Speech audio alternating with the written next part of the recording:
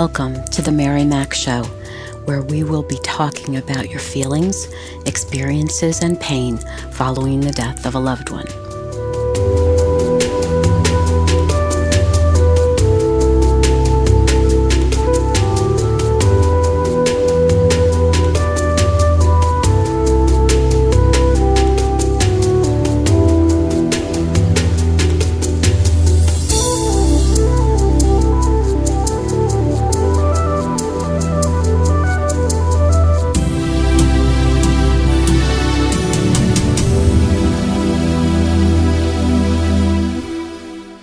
Good morning, good afternoon, good evening.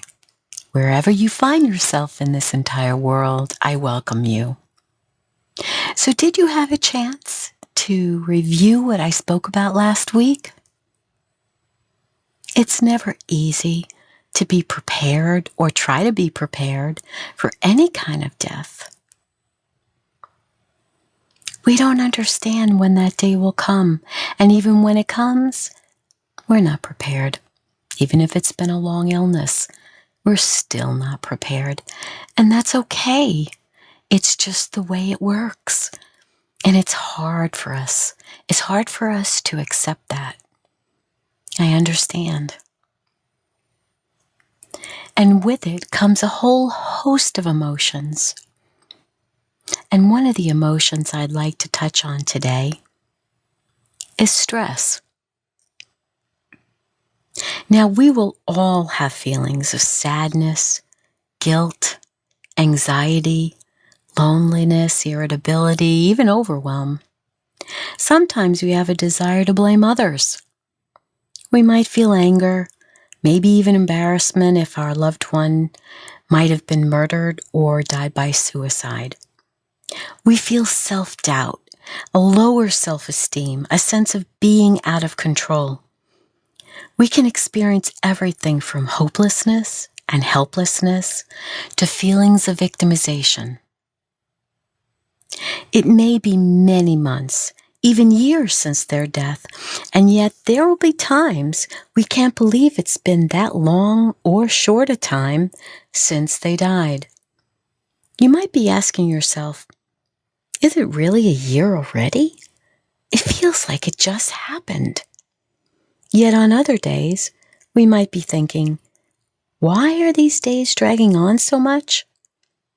I feel like I don't think of anything else but them, how they died, all that happened leading up to their death. It seems all-consuming. You feel like you can't get a handle on things, like your mind is all over the place, and your heart might be bursting out of your chest. It's even hard to breathe at times. None of us like to experience these feelings, these emotions, because they make us feel so uncomfortable, uneasy, uncertain. And you might be thinking to yourself, abstracts are not for me. I want to feel in control. And often, this frustration is one of the worst parts about grief, since you no longer do feel in control. Yet the particular emotion that comes up for most of us is stress.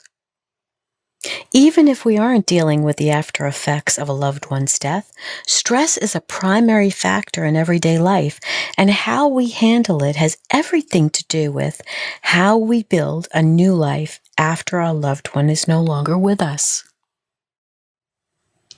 Dealing with stress is one of the most important ingredients in successfully moving toward resolution of your grief. Perhaps you've seen family members, friends, or even business colleagues who didn't handle stress very well and found themselves in emergency rooms holding their chest, or worse, encountering major surgery or even death. Stress itself can kill. Your job is to learn how to release stress with the goal toward a saner, more balanced lifestyle. Especially now, with so much inner turmoil wreaking havoc on your body, it is so important that you recognize the need for balance. So let's look at ways to alleviate and reduce stress. It's important to set boundaries. Learning what to say no to and when to say it will help you function in a calm environment, even when chaos may be breaking loose around you. Set boundaries, especially now. This is not the time to let non-bereaved folks walk all over you with talk about their wants and needs. You cannot give everyone the time, help, or energy they want from you at this point. You need more time and energy for yourself to grieve and just have time alone to process all that's happened. Schedule time for yourself. Whether you are living alone or have a group of children or other family members dependent on you, it's really imperative that you faithfully carve out time each week only for yourself. That might be a weekend morning or an evening during the week, but it must be for you only, and if possible, outside to meet with friends. Visit a beautiful park with a book or your journal, the ocean, a lake, or other scenic place where you are in nature. If possible, let the sun shine on your face, feel the breeze, even let the light rain that's falling to fall on you for a short time. So much is going on in your life, and you need these little forms of escape.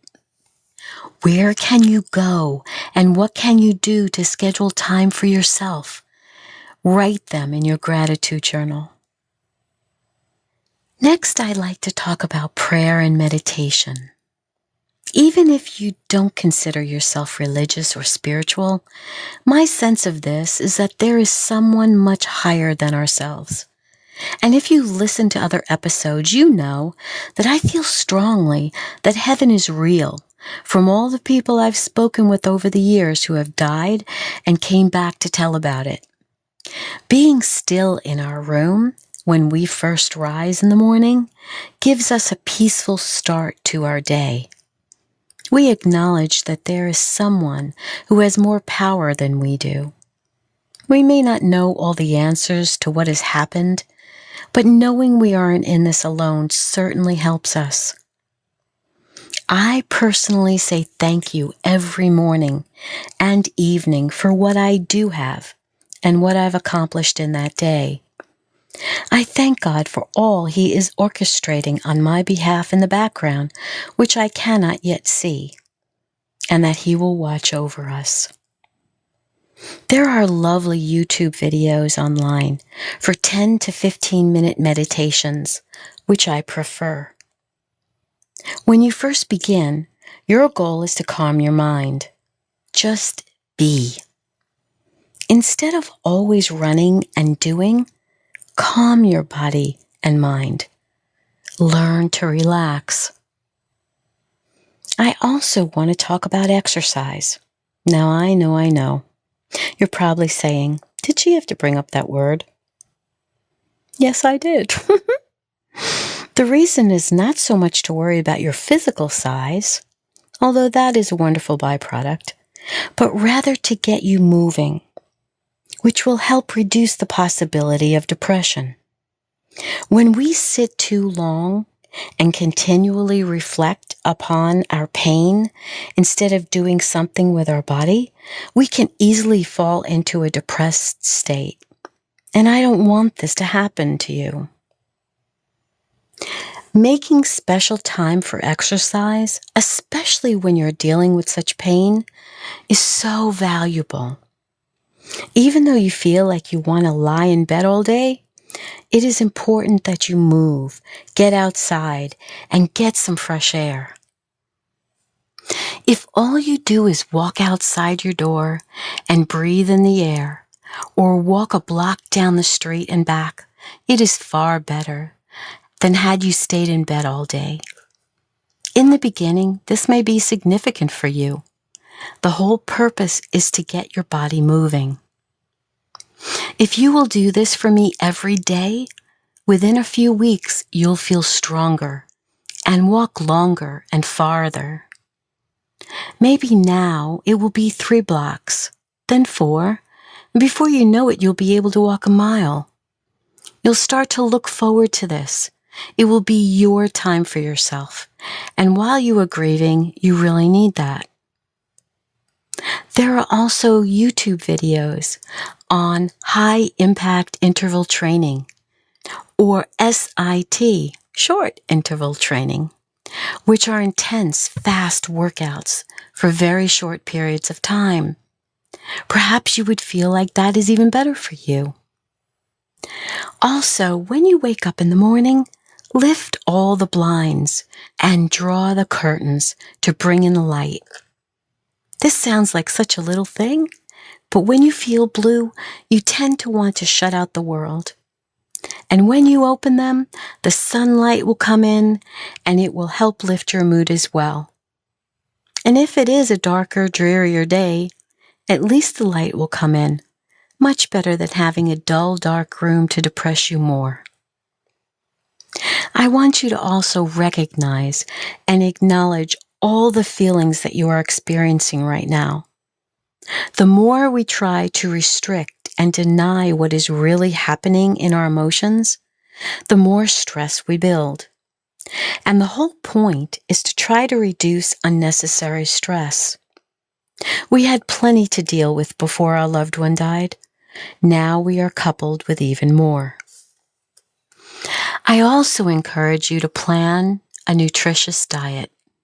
It is very easy to become the junk food queen or king when you have limited energy to cook and prepare meals. Junk food will not serve your body well, especially now. You need to build your strength through good food. Try to be conscious of what you are eating. Because we feel so bad, we don't worry about what is going into our mouths. We just pick up anything. When our immune system is already broken down, it is even more of a challenge. We need to consider our diet, build ourselves up, and stay in a healthy mode. Consider reducing or eliminating sugar, white flour, wheat, and caffeine, which is found in coffee, chocolate, teas, and sodas. Stay away from processed foods as much as possible. My rule is if I can't pronounce the ingredients, it shouldn't go in my body. Use dairy products sparingly and only organic. Reduce your intake of breads, pastas, grains, and other carbohydrates. Choose chicken and turkey. Eat abundant amounts of salad and vegetables. Minimal amounts of fruit, which produce so much sugar. When you do not eat well, it takes your body extra energy to digest these foods, which gives you less of the energy you need to heal. Eat foods that will support your body and mind.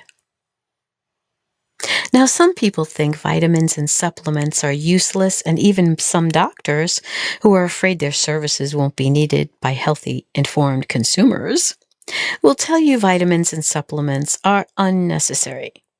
I strongly disagree.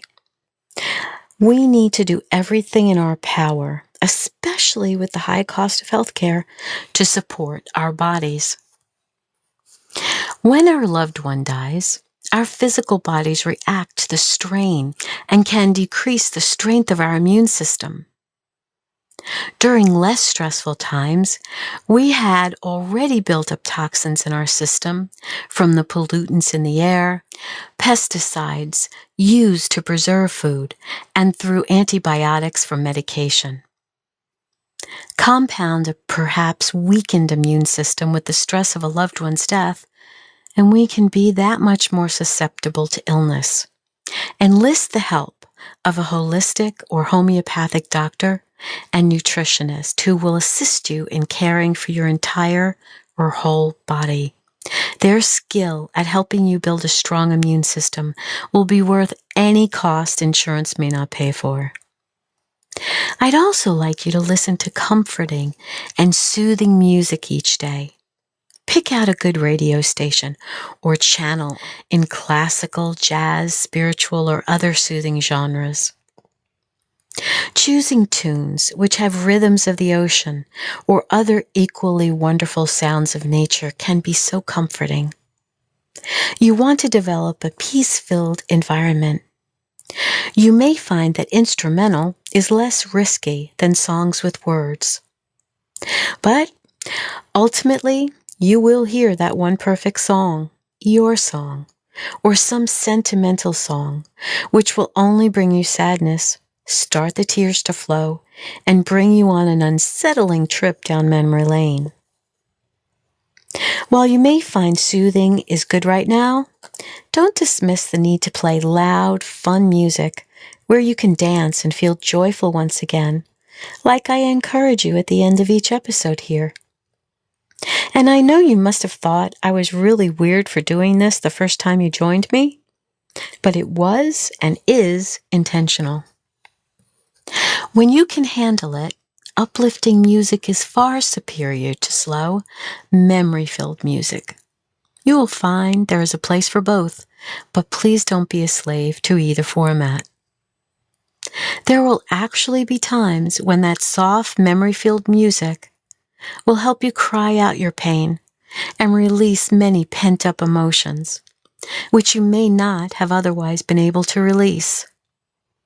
And even though this process can be painful and exhausting, wise individuals know it is far healthier to go through the pain, experiencing all its facets, than to mask it as if nothing has happened. I'd also like you to balance work and play. If we work or play too hard, neither will support us. Men, in particular, tend to overdo work because it keeps them from coming home to the reality that their loved one is no longer there, and perhaps push aside their feelings and pain. It's very easy to fool yourself when you are at work. You keep yourself busy and somehow you feel stronger in that chaotic state. But intentionally staying busy by developing more and more work for yourself only puts your feelings of grief on hold that much longer. Eventually, you will have to deal with this pain. Better to understand that facing the pain will ultimately support your work life better. It will help keep you in balance. It is easier to deal with significant pain little by little than all at once when down the road you crash. Take the necessary time now. Don't be embarrassed to ask for time off. There are many ways to get more time for yourself. Perhaps leaving early each day, taking half days on Friday, hiring out someone to do the lawn and other household chores so you can spend more time together with your family on the weekends. Use your creativity. Remember, you can never replace this time with your family. They need for you to physically be around them when crisis occurs. Showing up 4 months from now will not help. They need you now. Find the courage to develop balance and set your priorities. Jobs are just one part of your entire life. You can get another job, but this is the only life you have.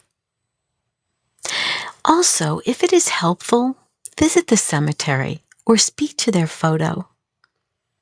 Write a letter to them sharing all you are going through and how much you miss them. A love note of sorts.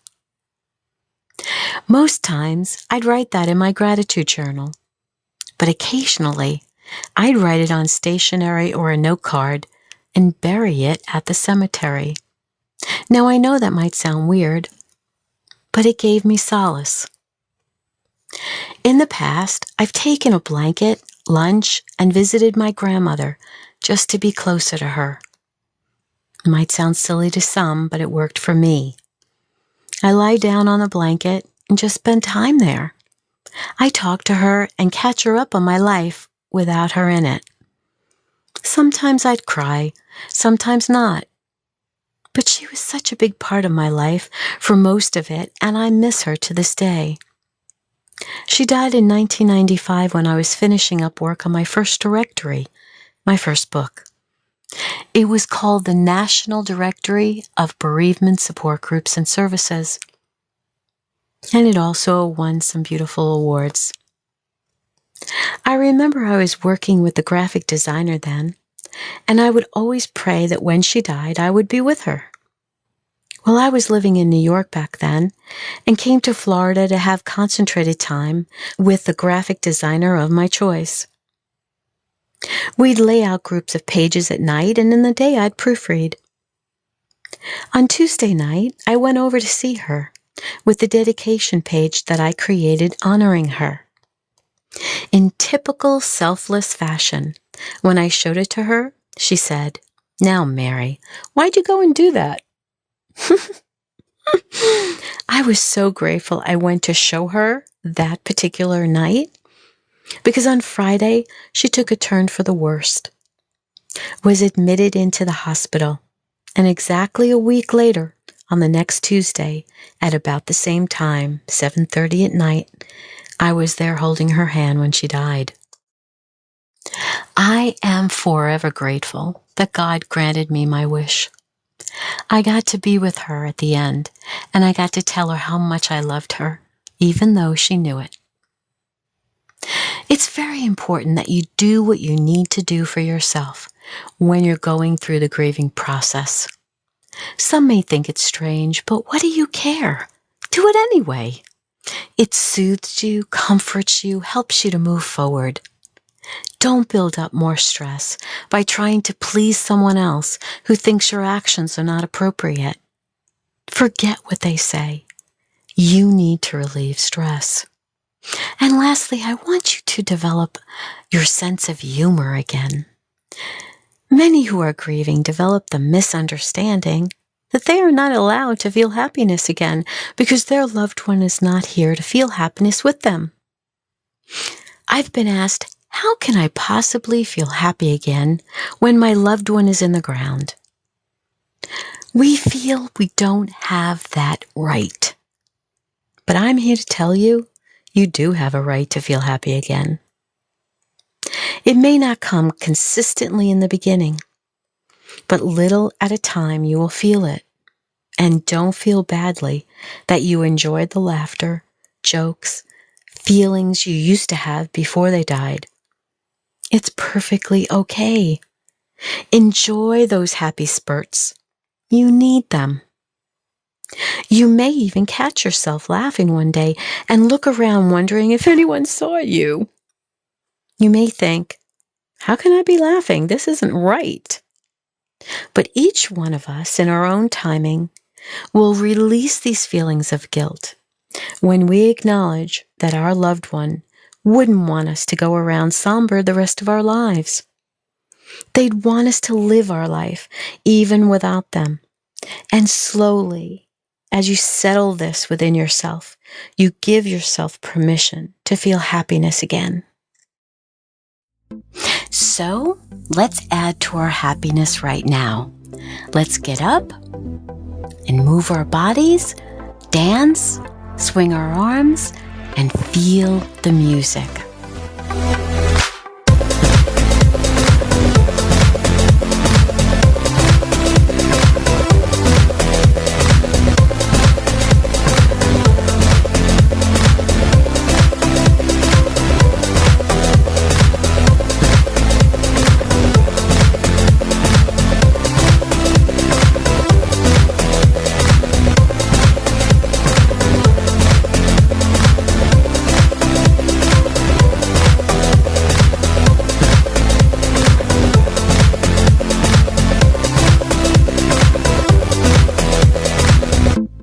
Thank you for joining me today.